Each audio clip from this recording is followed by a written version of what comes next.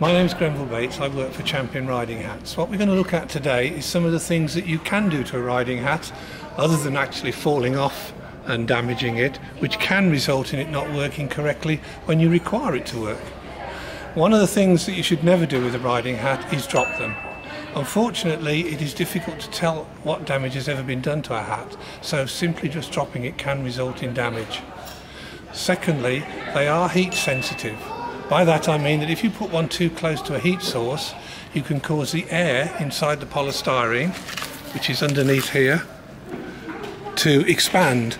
If that air expands out of the polystyrene, it results in the polystyrene shrinking in size, and therefore it won't give you the protection it was originally designed to give. And thirdly, all riding hats have a lifespan.